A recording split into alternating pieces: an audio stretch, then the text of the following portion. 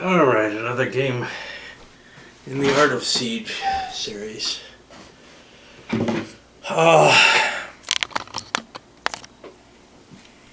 So compared to Tire, because they are fairly similar. You get rid of the naval rules that Tire had. You add this element of a siege around a siege, essentially. The fact that, you have Saladin's troops out in the surrounding area. That makes it interesting. Of course, you've gotten rid of the naval. The naval was the interesting thing, I think, in Tyre. You had the mining. You finally have, land to dig under. So tunneling and stuff makes sense. And that's a big addition to this game. So both of those two, the mining and the choice of whether or not you're going full out siege, basically, or if you're planning on, the choice of your position of your units. Saladin's choice as to whether or not he's going to attack that turn. The Crusaders' choice of whether or not they're bombarding or attacking. These things all add a nice kind of hidden tension. Hidden selection tension that obviously doesn't come over as well in solo play. However, I like games with this kind of thing. I remember I loved Starship Troopers with the hidden tunneling and everything. And this gives you a chance to do that. Most modern games don't give that. It's kind of funny. I can't think of a World War I game where tunneling is a big deal. Where you can set bombs on the trench line and it has any particular effect. I'm trying to remember if Der Weltkrieg had that, but I don't think so. That seems like an important aspect, at least late in the war. And I can't keep this lit. The components for this are a little bit, a little better and a little worse in some ways. So all the charts that you need are on the map, and they are not exactly the same as the charts from Tyre, so you can't just grab the Tyre charts from the back of the rules.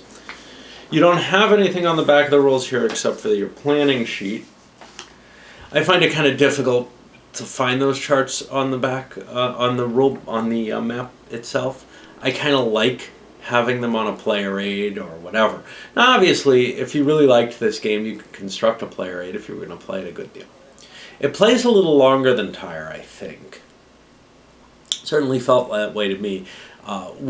So in Tyre, every turn you have kind of a naval impulse. You never have those really short turns where nothing happens, basically. In Acre, you have short turns where absolutely nothing happens. On the other hand, you only have one assault in Tyre, and in this, you several times bring all the counters out onto play.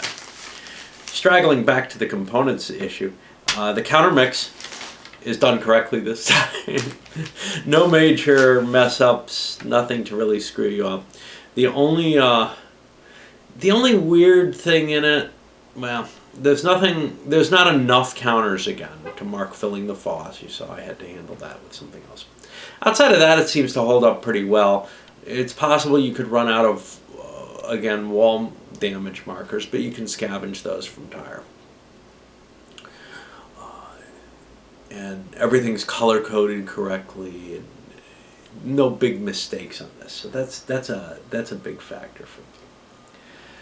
Let me look over the sequence, see if there's anything kind of exciting about it.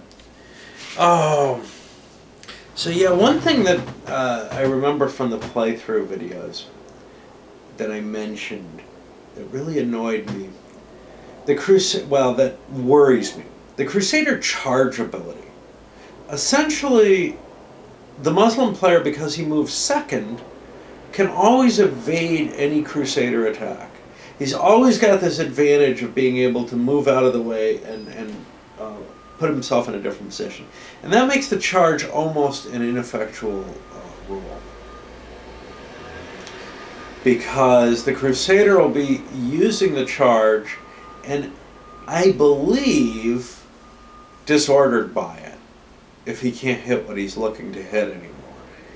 And then it raises some questions. Well, what if that unit moves away but another unit moves in? Are you still charging? What happens? A lot of interesting kind of issues that come up with the charge rules, as if they're not terribly well thought out. Most of the rest of it works pretty well, but there is this huge irritation, and it's the same entire, but it gets much worse here because you have a whole lot more pieces of land units on the board. Is this sort of simultaneous fire and retreats rule. Entire, you could pretty much split up into fairly small segments where the battle is occurring, at least the way I played it, which involved not really landing many Macedonians successfully. Maybe if the Macedonians do well, it's going to get harder. Maybe if they have more shipping capability, it gets harder.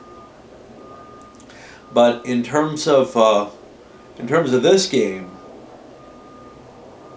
there are quite often situations where it's very hard to segment the battlefield and figure out where all the retreats are going to be and all the effects that are supposedly taking place at the same time. Again, I found some additional counters helped marking retreating units in a couple of turns where it was really tough to keep track of that.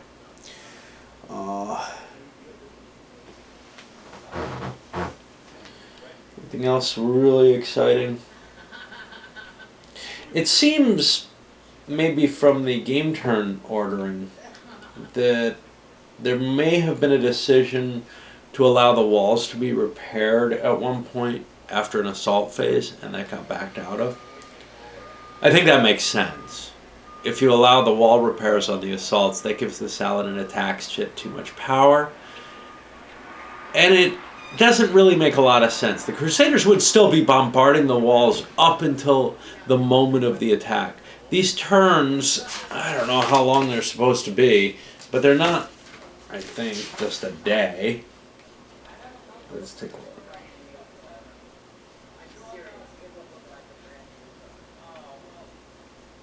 Usually they're pretty good about giving scale. There we go. No, game turns are only 2 days, so I'm not too worried about that. But to tell you the truth, if the Crusaders can't throw their rocks, the Muslims don't really have time to fix the walls in that time. 2 days each. I wouldn't have guessed it. All right. I thought it was about a week a turn. All right.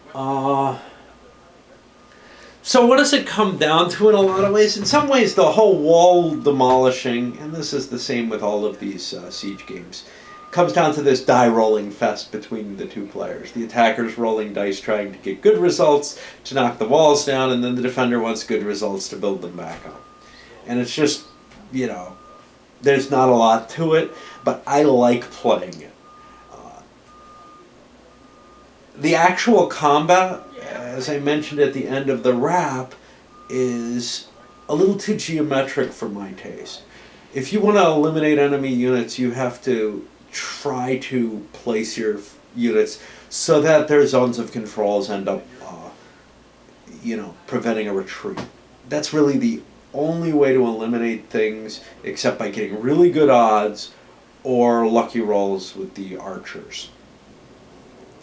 Now, you can get some eliminations the other way, but you can see, if you look back through the playthroughs, my first assault, where I had very few eliminations, versus the final one, where forces were really using that encirclement, and you saw some heavy, heavy losses accrue. Of course, if the defender, in this case that'll be the Crusader, is able to keep a fairly solid line, if his line doesn't break too much, if he doesn't give too much ground,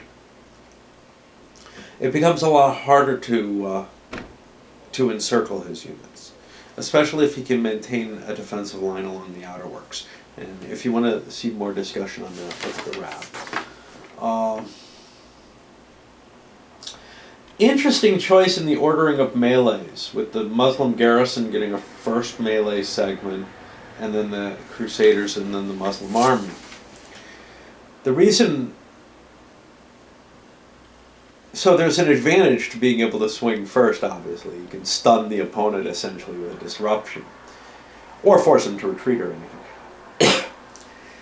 And it works pretty well as long as the garrison doesn't come out and attack. When the garrison comes out and attacks, it feels a little funny, especially with the Muslims having two segments and maybe their units are fairly close surrounding the Crusaders. That can cause some kind of weird situations. I don't think it's terrible.